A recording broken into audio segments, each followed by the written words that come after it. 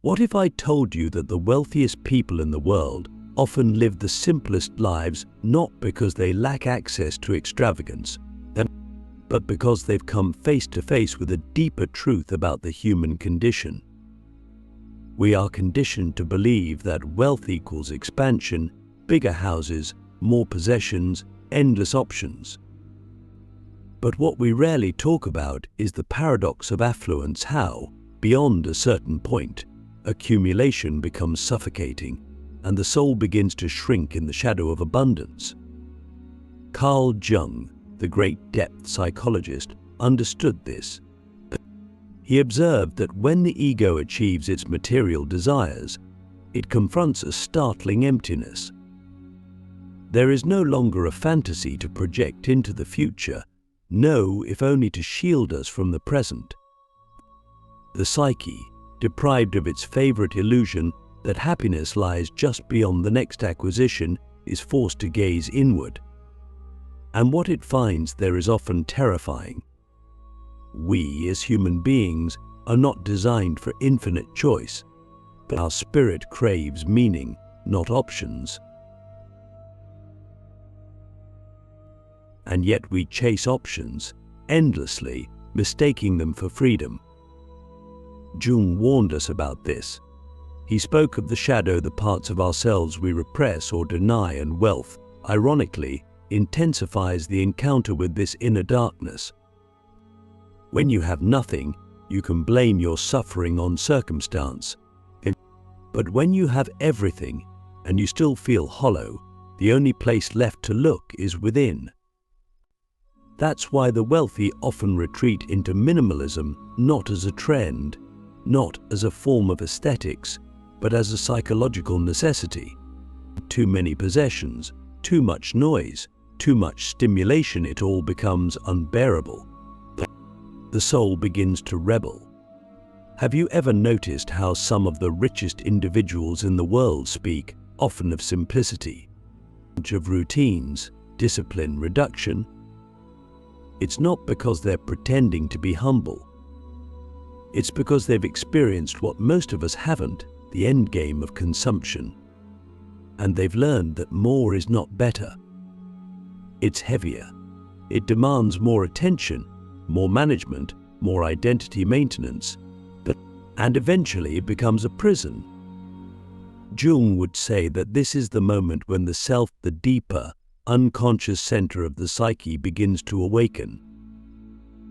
Click subscribe to this channel to get more profound insights. It whispers, what are you really doing with your life? What do all these things mean? Who are you without them? And if you don't have an answer, the suffering that follows can be immense. So minimalism, in this light, is not an aesthetic. It is a spiritual defense, a way to quiet the external world so the inner world can speak. But here's the question that most of us avoid. If you were given everything you ever wanted and it didn't make you happy, what would you do next? Would you continue accumulating, hoping that just one more thing might save you?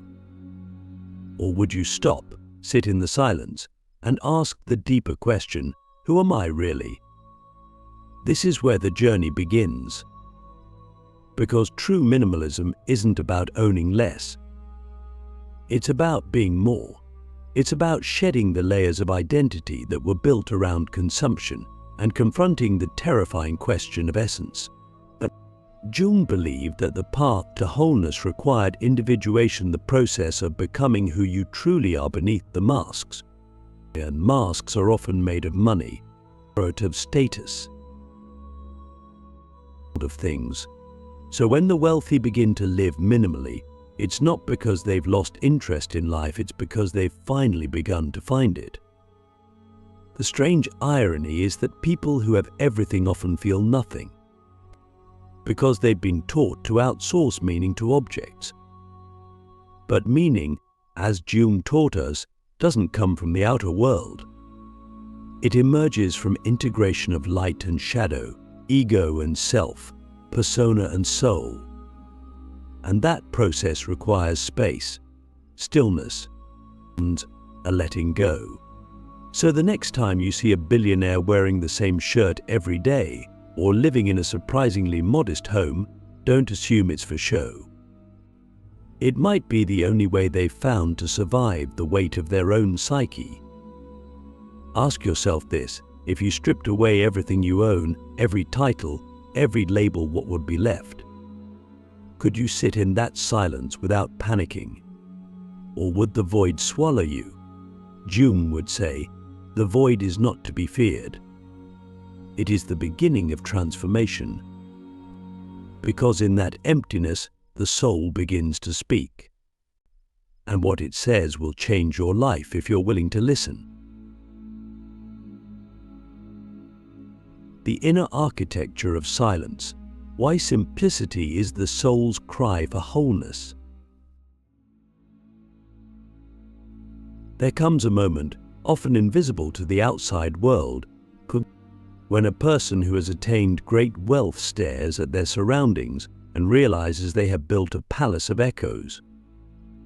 Every object reflects back a version of themselves they no longer recognize. And every luxury item, once a goal, now feels like a monument to a self that no longer exists. And in that stillness behind the designer walls, beneath the tailored suits, above the glass ceilings of ambition, they ask the question, why do I feel so far from home, even in a house I designed? Carl Jung would recognize this moment as the beginning of individuation, the slow and painful unraveling of the false self, the persona that was constructed not to express the soul, but to protect it from being seen.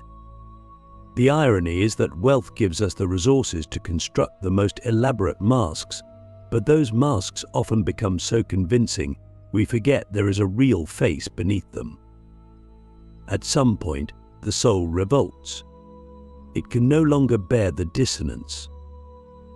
And the individual begins to dismantle not their fortune, necessarily, but the psychological scaffolding that made them believe they needed it in the first place. This is where minimalism enters, not as a style, but as a survival mechanism. We must understand that the craving for simplicity is not merely aesthetic, it's existential. It's the psyche saying, I cannot hear myself think through the noise of excess. Jung believed that the unconscious speaks in symbols, and one of the most potent symbols of late-stage wealth is clutter, not just physical, but emotional, spiritual, and relational. The clutter of obligations, the weight of social expectations, the endless maintenance of multiple lives. When the wealthy strip things away, they are not rejecting the world, they are finally trying to meet it. To encounter life not through layers of curated experience, but directly, rawly, honestly. This is terrifying. Because when you no longer have distractions, you are left with the one thing most people fear, yourself. And yet, this is where true transformation begins. Have you ever asked yourself why silence is so uncomfortable? Why a room without stimulation often feels like a threat? Jung would say it's because, in silence, the unconscious rises. The dreams, the forgotten wounds, the unlived lives, they all begin to speak. And for those who have spent decades silencing that voice with noise, luxury and motion, the encounter can feel like madness. But it's not madness, it's purification. It's the slow burning away of the false self, like fog lifting to reveal a mountain that was always there. Now imagine being a billionaire, someone who has achieved every external marker of success. And yet, you feel more alone than ever. You begin to realize that every room full of people is empty of connection. That every purchase is a repetition of the same hollow ritual: acquire, enjoy, discard. And so, one day you begin to subtract. You reduce your wardrobe, You sell the second or third or fourth home. You stop attending the parties. Not out of misanthropy, but because you are beginning to listen, to touch the edges of your own being. And in that process you encounter something terrifying and liberating. You were never meant to be this person. You created them to survive, but now you want to live. Jung said, wholeness is not achieved by cutting off a portion of one's being, but by integration of the contraries. Minimalism, in this sense, is not denial, it is integration. It is the soul's attempt to gather itself from the scattered fragments of overconsumption. It is the realization that having less can reveal more, not just of the world, but of the self. Here's a question for you. What are the things in your life that you believe define you? Your car? Your job? Your clothes? Your home? Now imagine each one disappearing. One by one. What remains? Who remains? Can you sit with that person and feel peace? Or does fear rush in? Do you feel like you're vanishing? Jung would argue that this fear is the beginning of awakening, because the self is not what you have. It is what reveals itself when you have nothing left to prove. The wealthy are not immune to this truth. They are often its most tragic victims, because they have the means to build the tallest walls, but also the clearest view of the sky. And eventually, the soul longs for sky more than shelter. That is why so many of them retreat to the mountains, the forests, the deserts. Not because they are escaping the world, but because they are finally trying to return to it, and to feel the wind, to hear the breath, to be human again.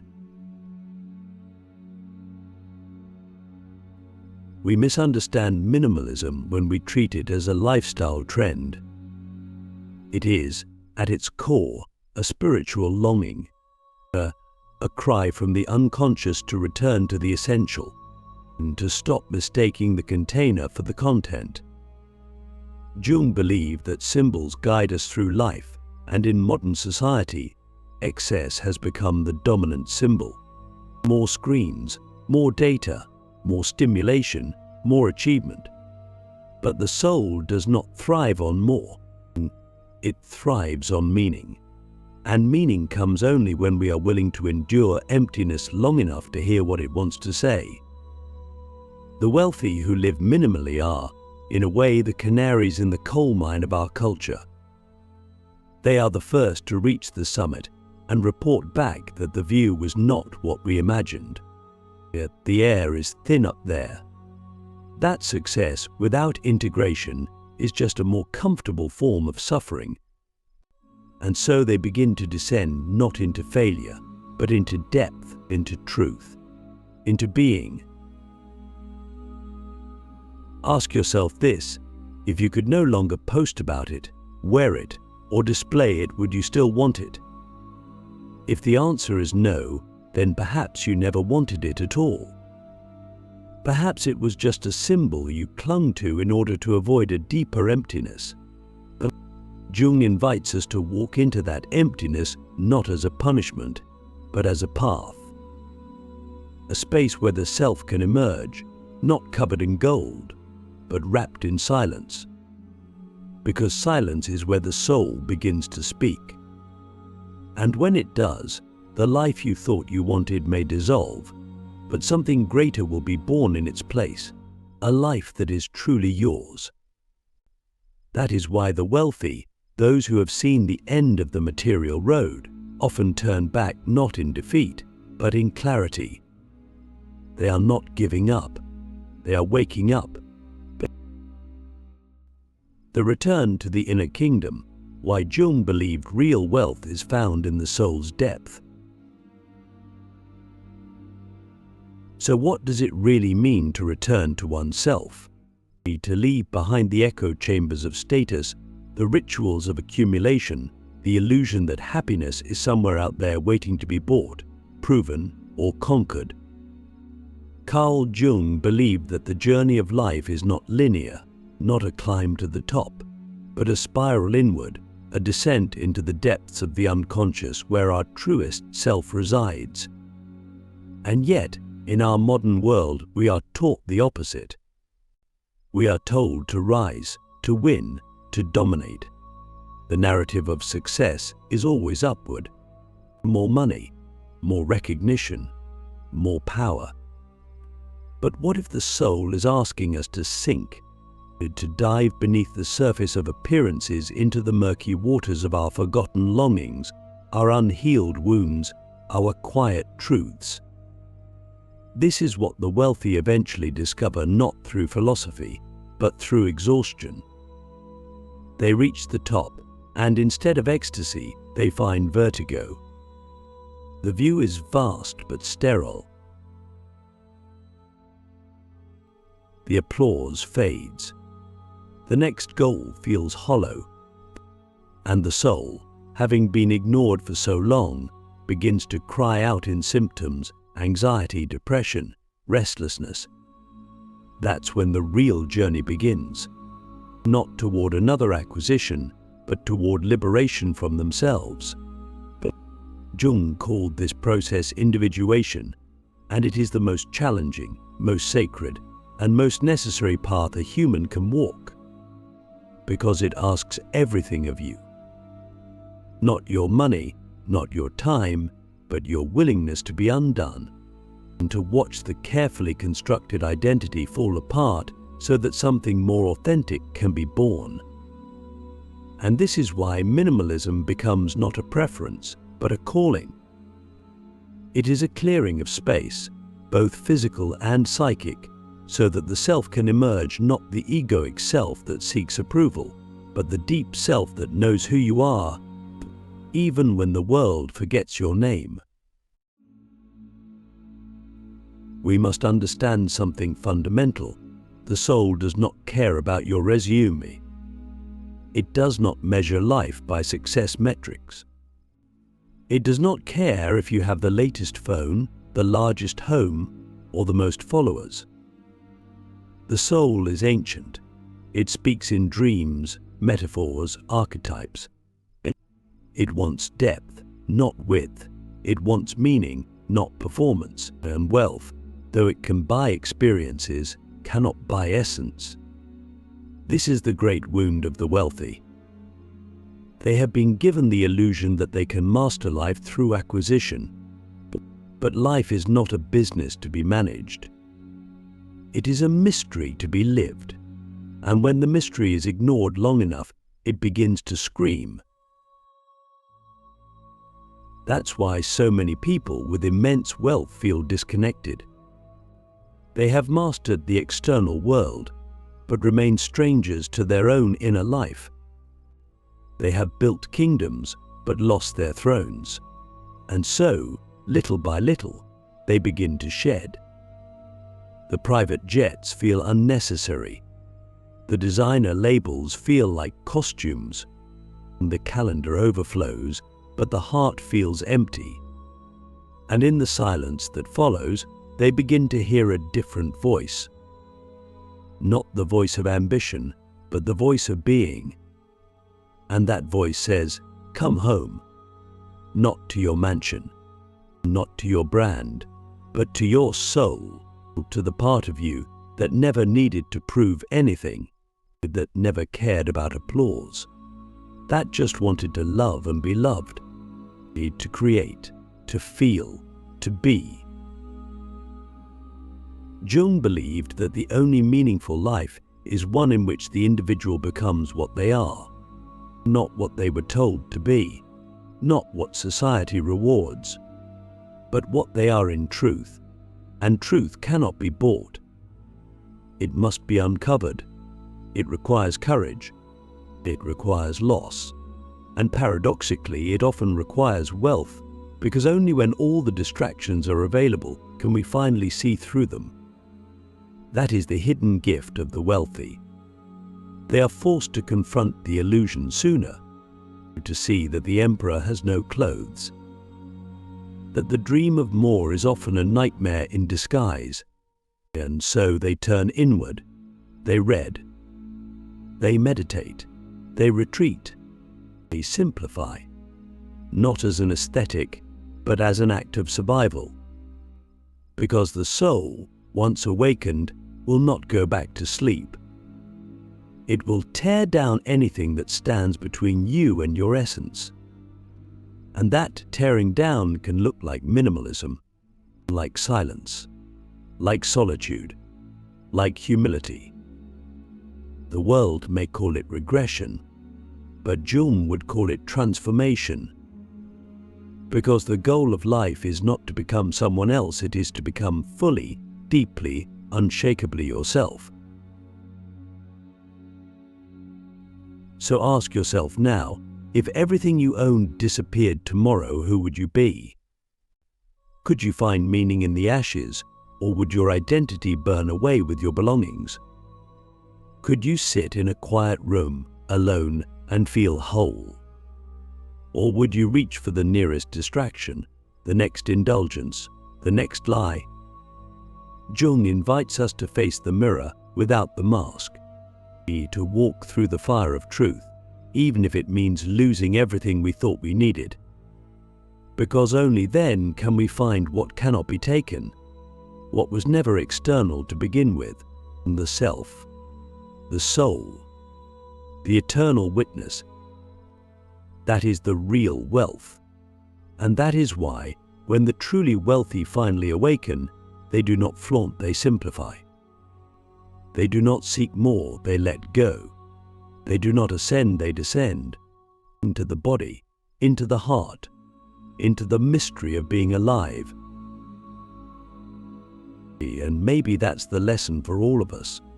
But that wealth, in its highest form, is not something we acquire, but something we remember, a way of being that is so aligned, so rooted, so present, that nothing can shake it. Jung would say that this is the journey each of us must take, not just the rich, but everyone. Because we all wear masks, we all chase illusions. But deep down, we all long for the same thing, to come home to ourselves.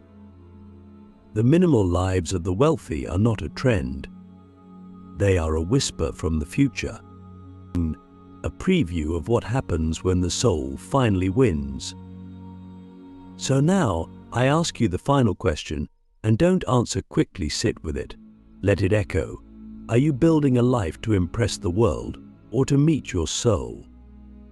Because only one of those paths leads to peace, and you already know which one.